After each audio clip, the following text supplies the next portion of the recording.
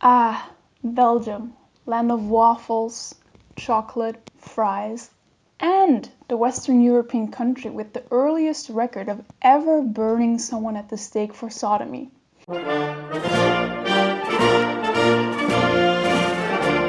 Okay, in all seriousness, and I think no one has ever unironically said, ah, Belgium. In this video, I will be reviewing and sharing some of the most interesting insights from this book, Verzwegen, Verlangen, een geschiedenis van de homoseksualiteit. This book was edited by Wannes Dupont, Elwin Hofman, and Jonas Roelens, but also has contributions by Paul Borgs and Bart Eekhout. It spans the history of homosexuality in Belgium from the late medieval period to the 21st century. The first pro is that this book is highly informative.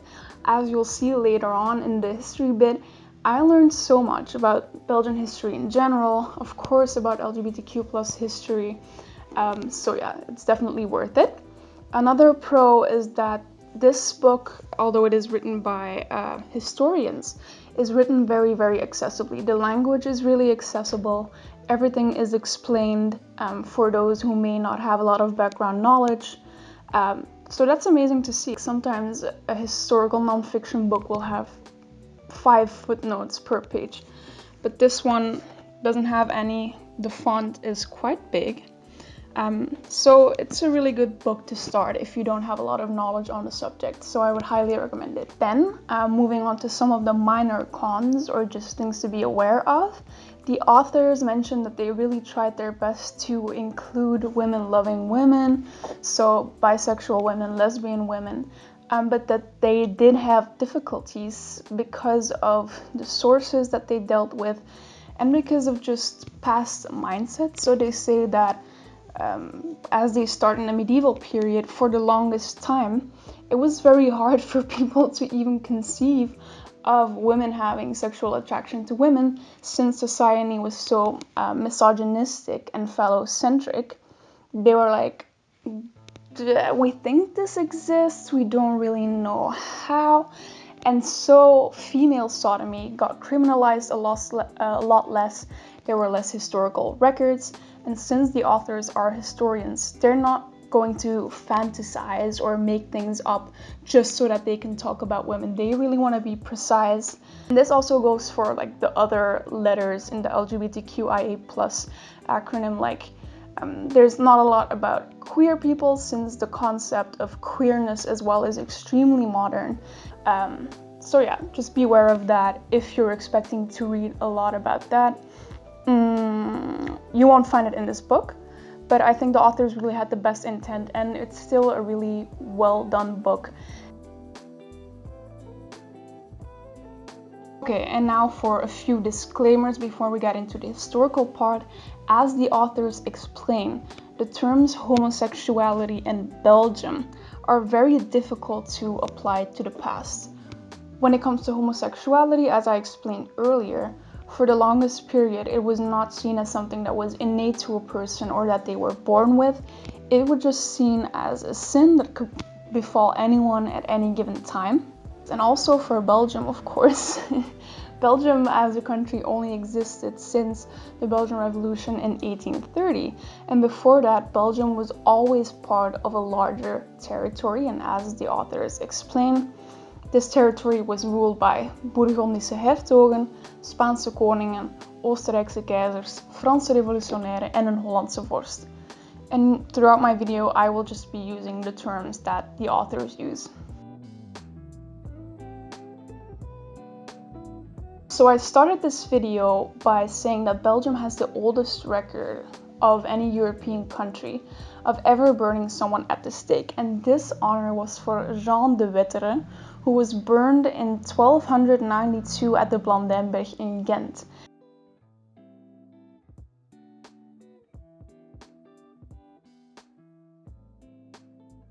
In any case, the late medieval period is where this book picks up. And they start in this period because it's only in this period that really enough sources are conserved and that historians can work with. So criminal records, records of trials, and it's really on the basis of documents like this that the authors will start writing this history and making their claims. But even then, we know, or historians know, that only a fraction, like a really small fraction of all of the records got preserved. So everything that is said in this video and in the book, as the authors explain, has to be taken with a grain of salt, and maybe quite a large one.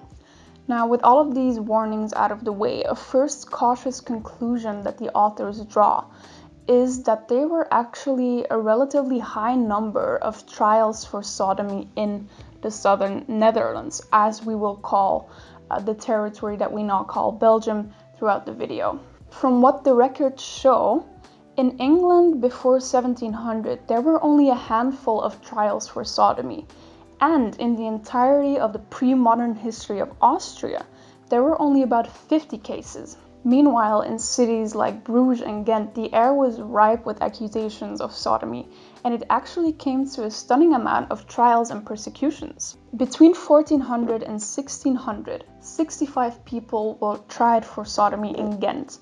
And in Bruges, a city that was at the time even smaller than Ghent, 161 people were persecuted for sodomy. And this heavy persecution, or relatively heavy persecution of sodomy in Bruges, actually earned the city the nickname Sodom of the North. Now, if Bruges is the Sodom of the North, where is the Sodom of the South? And this city was what we now call Florence. And in German language use at the time, in the later medieval period, ein Firenze was actually also a nickname for a sodomite. In 1432, the city of Florence even started a special court for sodomy called the Ufficiale di Notte. And in 70 years, they actually arrested 17,000 people for sodomy. And of those, 3,000 men actually got tried and persecuted. Now, this is crazy when you think of it. Like in Bruges, we're talking 161 people, in Ghent around 50 or 60, and in Florence, they're speaking about thousands and thousands of people. Why is this? Well, in Florence, they dealt with sodomy through fines, whereas in the rest of Northwestern Europe, they had a more all or nothing approach. It was either you got away with it, or you immediately got tortured and you got burnt alive. Okay, and now it's time to talk about one of the most interesting facts or takeaways from this book, to my view, or in my eyes, which is the high persecution rate of women sodomites, female sodomites, in the southern Netherlands at the time. Between 1400 and 1600, again in the southern Netherlands, 25 women were tried for sodomy, and this was about a tenth of the total rate of men and women accused of sodomy. And these rates were absolutely unique in the entirety of Europe. Again, we really have to raise a question: why? And this is where it gets really interesting. The hypothesis is offered that paradoxically, the high rate of persecution of women in the southern Netherlands had to do with their high position in society. Compared to other countries in Europe, women in the southern Netherlands had a lot of privileges and were actually very active participants in society, more so than other countries. Some of the privileges that women in the southern Netherlands enjoyed were a basic education for girls. There was also an equal inheritance for brothers and sisters. And when it came to marriage, women could also get married with a separation of property. When they married, they got married a lot later than, say, women in Italy would. So they had a relatively short period of independence, but they had a period of independence. And if they wanted to, they could even do jobs such as smiths or money exchangers, which in other countries would be considered very masculine jobs and not for women. So, because women were such active participants in society and so visible, it became a lot more difficult for them to hide their sexual activities, and they just got a lot more attention. They couldn't go under the radar as much. And so the authors conclude: hoe zichtbaarder vrouwen waren in de publieke ruimte, des te groter de kans dat die op vrouwen vielen, betrapt werden. And so this is really interesting because it raises the question, of a kind of trade-off. Like, would you rather be emancipated and be a part of society, but then have a higher chance of being burned at the stake? Or would you rather have less rights and be banned to the shadows, but then be able to love who you love with a much lower rate of being burned at the stake, or a much lower chance, rather, of being burned at the stake? Sadly, this period of relative emancipation for women in the southern Netherlands didn't last very long. In the 16th century, with the rise of Protestantism, the Catholic Church here really had to double down on all of its dogmas and its theories, which caused women to lose a lot of their rights and just to be banned to the shadows, where they would stay for a long, long time. When it comes to the following 17th century, it's really interesting to me that the authors described this century as a very, very calm century when it comes to prosecutions of sodomy. This is quite remarkable because we were under Spanish rule, and the Spanish were really going crazy with prosecutions, with their Inquisition and stuff like that. And the 17th century in general was just a mess for the entirety of the Netherlands, northern and southern. We were constantly being invaded by Louis XIV.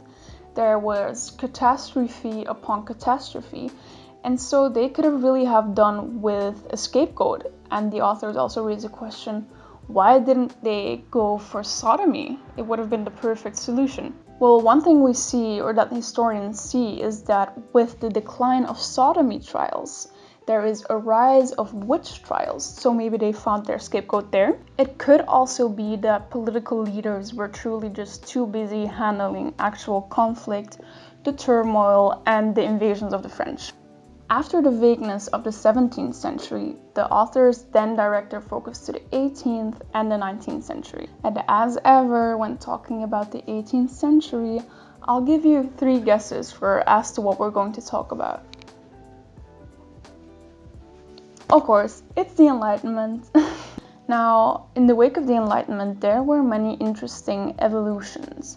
For one, the term sodomy started being replaced by de onnatuurlijke zonde, the unnatural sin, or also pederasty.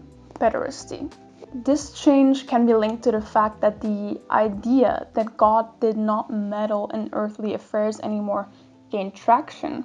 And so people were less fearful that the acts of a few sodomites would lead to the entire community, the entire city being punished and burned to the ground, as was the case with the cities of Sodom and Gomorrah in the Bible.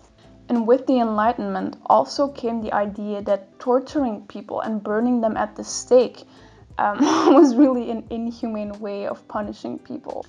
Sodomy certainly remained sinful in the eyes of Enlightenment thinkers, since it did not produce children, but new methods of punishment had to be found, and for this they turned to imprisonment, but also, and this is probably the most important, to education. And another byproduct of the Enlightenment is, of course, the French Revolution. And as I've mentioned before, in 1795, Belgium got annexed to France. And this meant that all the old institutions and laws were now passé. It didn't matter that sodomy used to be mentioned in our criminal law. We were now part of France. French criminal law didn't mention it, and that was that. Yes, the French law may not have said anything about sodomy, but it had a lot to say about public indecency. And so the law against public indecency was used left and right, also where the law against sodomy would be used before. The authors in this book even say that trials against sodomites increased after the annexation of Belgium after the French Revolution. And this is also linked to the rise of policing.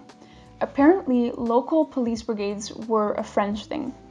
Every small French city already had their own local police brigade, and this kind of flew over to Belgium after the annexation. So local police brigades were started, and the same actually goes for prisons.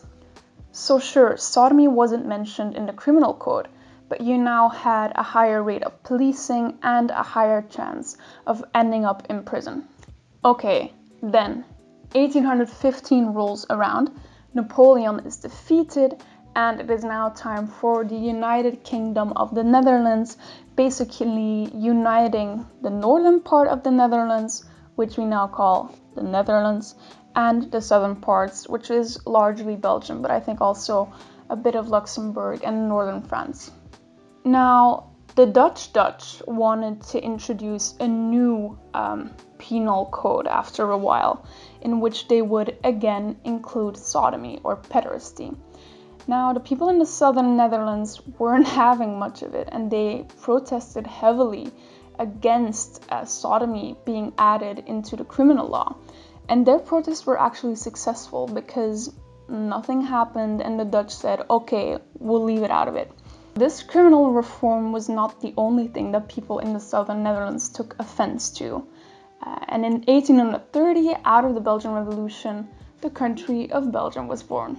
So, 1830, we're now in the 19th century, and what I found most interesting about the 19th century is how the police brigades that were increasingly becoming a thing since the French period were actually extremely ineffective in their policing. For example, at the end of the 19th century, there was an infamous criminal case. At the royal palace, a man was found dead in a pool of blood. It turned out that this man, who was the concierge of some famous baron, had been murdered by a younger man because he had forced him to perform sexual acts on him in turn for money. Now, the money never came, and the younger man killed the older guy called Brière. This controversy sparked the Brussels Police Brigade to launch a full-blown investigation into the homosexual milieu of Brussels. But their findings were actually laughable. They were only able to name 22 confirmed sodomites or pederasts, and they were only able to localize 4 gay bars in the entirety of Brussels. And it definitely can't have been the case that there weren't any, because when a German traveler called Eugen Wilhelm traveled through Brussels in 1902, he said that though Brussels didn't have many special bathing houses, it was in fact the city with the highest rate of gay bars that he had ever seen on his travels. So this just goes to show how badly informed the Brussels police force was, but also how little of a priority the persecution of homosexual people was at the time. So really, when reading this and kind of looking at the current debate about the role or the efficiency of the police, we have to ask the question, when has the police ever been effective? Certainly not in Belgium, certainly not in Brussels. Now, because of this understaffing and just extreme lack of efficiency, Brussels did become a very attractive place for young homosexual people at the turn of the 19th to the 20th century. In the case of Germany, following the 1930s, when the Nazi party came to power, Brussels became a pretty popular place for exile. And this is exactly what Christopher Isherwood actually did. And his biographer actually wrote, nog maar weinig Belgen zijn er zich van bewust welke aantrekkingskracht hun land in de 30er jaren uitoefende op Engelse homo's. So, the English law at the time was also much tougher on homosexual people. The risk of being subjected to chemical castration or to end up in prison was much higher. In the last few chapters, the book then goes into why all of this changes following the Second World War. So it talks about the connection between the Cold War and the persecution of homosexual people, the Red Scare and the so-called Purple Scare, which is really interesting. And it also details the history and often the struggles of the different organizations that were being formed in Belgium, post-war Belgium. The history of these organizations was often a very difficult one. As you may know, Belgium is a country that's divided into a Dutch and French-speaking part. There's even a very small German-speaking part. And it was often difficult for the Flemish and the Wallonian organizations to organize effectively or to organize themselves on a national Belgian level. For Flanders, it can be said that the organizations were always kind of looking towards the Netherlands and their ideas and their organizations. And from the Netherlands, they also kind of inherited the idea that individual acceptance and care would not be enough. There had to be a wider and larger societal movement. So, following the Netherlands, and after many, many struggles, Belgium became the second country in the world to legalize gay marriage in 2003. There is so much more to be said in this video. One thing I would like to touch on is that even if it was true that the persecution in Belgium was sometimes lacking, and that the policy they went for was this kind of hush-hush policy of if we don't speak about it, it doesn't exist and people won't get any ideas, which is what the title Verzwegen Verlangen, so kind of hushed desires, refers to. This did not mean that the acceptance of LGBTQI+ people was ever higher in Belgium. The stigma was enormous, and even in the 70s, Belgian singers that came out lost their jobs, people were disowned, banned from their houses. So that's something that I wanted to specify before ending this video so that I don't give anyone a false idea. With all of that being said, I hope I was able to pique your interest. If you speak or understand Dutch, certainly look it up, see if your library has it stocked, buy it, order it. And if you're from a country in Europe or all over the world, let me know if you know anything about the LGBTQ+ history in your country. Maybe there are some books out there that you could look for. I hope you find them, and I'll see you all in the next video. Bye!